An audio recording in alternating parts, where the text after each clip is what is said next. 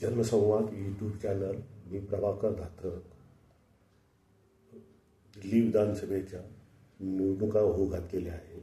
ह्या निवडणुकीच्या निमित्ताने या ठिकाणी 3 पक्ष प्रामुख्याने ही निवडणूक लढवत आहे. त्यामध्ये आम आदमी पार्टी आहे, भारतीय जनता पार्टी आहे आणि राष्ट्रीय काँग्रेस. या 3 पक्षांच्या मध्ये या निवडणुकीची स्पर्धा या ठिकाणी होणार आहे. प्रामुख्याने निवडणुकीमध्ये या ठिकाणी ज्यावेळेस प्रचाराला सुरुवात होते तर प्रत्येक पक्ष आपल्या पक्षाची भूमिका, आपल्या पक्षाचे विचार, आपल्या पक्षाचे च्या वतीने मतदारांना त्या ठिकाणी जी आश्वासनं दिली जातात त्यात प्रामुख्याने बेरोजगारी असेल, शेतीचे प्रश्न असतील, त्या ठिकाणी सुरक्षेचा विषय असेल, त्या ठिकाणी स्वच्छता, त्या ठिकाणी पाण्याचे प्रश्न, असे अनेक प्रश्नावर या ठिकाणी प्रामुख्याने विधानसभेच्या निवडणुकीच्या माध्यमातून चर्चा होत असते. परंतु अलीकडच्या काळामध्ये प्रत्येक पक्ष जो आहे कुठल्या तरी त्यांच्या विचारावर तो पक्ष या ठिकाणी काम करत असतो. काँग्रेस असेल, त्यांचं समाजवादी विचाराचं धोरण असेल, भारतीय जनता पार्टी त्यांचं या ठिकाणी हिंदुत्वाचं राजकारण, आम आदमी पार्टी या ठिकाणी वेगवेगळ्या प्रकारे या ठिकाणी मतदारांना भुरळ घालण्याचं काम हे तिन्ही राजकीय पक्ष या ठिकाणी करत आहे. प्रामुख्याने या ठिकाणी चर्चा ही बेरोजगारी हा आणि महागाई हा प्रमुख विषय या ठिकाणी, आणि त्याच ठिकाणी शेतकऱ्यांचे प्रश्न, शेतकऱ्यांना शेतीमालाला भाव हाही प्रश्न त्या ठिकाणी हे जे मूळ प्रश्न आहे. पण ह्या प्रश्नांना अलीकडे सर्व राजकीय पक्ष बगल देताना या ठिकाणी दिसत आहे. आणि आपण या ठिकाणी आज जे बघतोय त्या ठिकाणी हे रेवडी वाटपाचं राजकारण प्रामुख्याने या ठिकाणी आपल्याला बघायला मिळतं. तर त्या ठिकाणी आम आदमी पार्टीच्या वतीने या ठिकाणी जी निवृत्ती वेतन असेल, ज्येष्ठ जे आहेत त्यांना त्या ठिकाणी पेन्शन योजना सुरू करणं असेल, काँग्रेस असेल, अशा प्रकारे वेगवेगळ्या प्रकारे या ठिकाणी मतदारांना मत द्यावी यासाठी ज्या काही योजना या ठिकाणी आखल्या जात आहे त्या ठिकाणी कुठलंही आचार विचाराचं राजकारण या ठिकाणी आपल्याला शिल्लक राहिले असं मला या ठिकाणी निश्चितपणे वाटत नाही. हे सर्व करत असताना आपण आपली जी संसदीय लोकशाही आहे आणि संसदीय लोकशाहीच्या माध्यमातून दर 5 वर्षांनी आपण या ठिकाणी ज्या निवडणुका होतात, या निवडणुकीच्या माध्यमातून प्रत्येक पक्षाच्या संघटनेला आपले कार्यकर्ते आणि आपल्या कार्यकर्त्याबद्दल आपलं जनसंघटन आणि जनसंघटनेच्या माध्यमातून त्या ठिकाणी जी सत्ताप्राप्ती आपल्याला मिळवायची असते त्या सत्ताप्राप्तीच्या साठी आपण ह्या निवडणुकीमध्ये प्रामुख्याने जे मूलभूत प्रश्न आहेत या मूलभूत प्रश्नावर प्रामुख्याने या ठिकाणी आपण विचार करत असतो. पण तो सर्व मूलभूत प्रश्न अलीकडच्या काळामध्ये मागे पडलेले आहेत. आपण बघितलं की हरियाणात विधानसभेच्या निवडणुका झाल्या, मध्य प्रदेशामध्ये निवडणुका झाल्या, अलीकडच्या काळात महाराष्ट्रामध्ये निवडणुका झाल्या.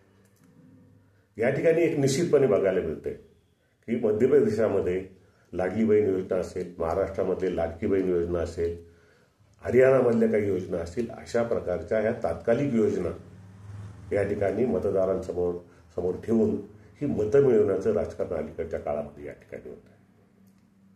आपण महाराष्ट्राचं उदाहरण या ठिकाणी घ्यायचं म्हटलं तर प्रशासनावर अलीकडच्या काळामध्ये 60% खर्च होतो, उर्वरित 40% मध्ये तुम्हाला ह्या जनतेसाठी विविध योजना आणणं, मग ते आरोग्याच्या असेल, शिक्षणाच्या असेल, सुरक्षेच्या असेल, विविध प्रश्नावर आपण या ठिकाणी या 40% आपल्याला रक्कम खर्च करून या ठिकाणी नवीन योजना आपण या ठिकाणी सुरू करू शकत नाही.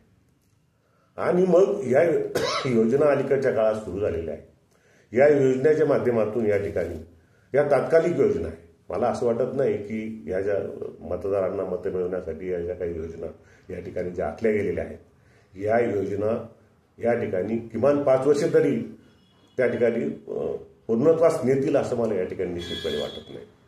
आणि म्हणून अलीकडच्या काळामध्ये जे काही मतं मिळवण्यासाठी काही राजकारण आपल्या देशामध्ये होते ते अत्यंत दुर्दैवी आहे. आणि निश्चितपणे या ठिकाणी ज्या काही योजना आहेत या ठिकाणी जे काही विधवा महिला असतील, ज्या निराधार महिला असतील, जे निराधार पुरुष असतील, अशा लोकांना निश्चितपणे सरकारने मदत केली पाहिजे. याबद्दल दुमत असण्याचं काहीच कारण नाही. परंतु तात्कालिक मतं मिळवण्यासाठी ह्या ज्या काही गोष्टी आज आपण या ठिकाणी बघतोय, निश्चितपणे भविष्यामध्ये देशाच्या संसदीय राजकारणाला हे फार अनुकूल असेल असं मला या ठिकाणी निश्चितपणे वाटत नाही. याचं कारणच असं आहे की निवडणुकीमध्ये तात्कालिक या योजना आहे, या योजनेच्या माध्यमातून कोणतेही भविष्यकालीन प्रश्न या ठिकाणी सुटणार नाही. आणि एक प्रकारे येत्या 5-10 वर्षामध्ये या देशामध्ये ही संसदीय लोकशाही जी आहे ही निश्चितपणे या ठिकाणी धोक्यात आल्याशिवाय राहणार नाही, असंही मत माझं या ठिकाणी आहे. आणि म्हणून मला वाटतं अजूनही वेळ गेलेली नाही. कारण या देशाची संसदीय लोकशाही, हे देशातली जे राजकीय पक्ष जर प्रगल्भ असतील, मजबूत असतील, तर निश्चितपणे आपली या ठिकाणी लोकशाही अधिक प्रगल्भ व्हायला या ठिकाणी मदत होते. परंतु सर्व राजकीय पक्षांनी, कम्युनिस्ट पक्ष वगळता जे काही भांडवली विचाराचे पक्ष आहेत, त्यांनी आचार आणि विचाराचं राजकारण प्रामुख्याने या ठिकाणी राजकारणाला या ठिकाणी तिलांजली दिलेली आहे. आणि तात्कालिक राजकारण करून मतं मिळवून निवडून येणं आणि राज्य करणं एवढाच उद्देश देशातील प्रामुख्याने राजकीय पक्षांमध्ये या ठिकाणी आपल्याला बघायला मिळतो. मला या ठिकाणी निश्चितपणे मी या ठिकाणी असं म्हणेन की अजूनही वेळ गेलेली नाही.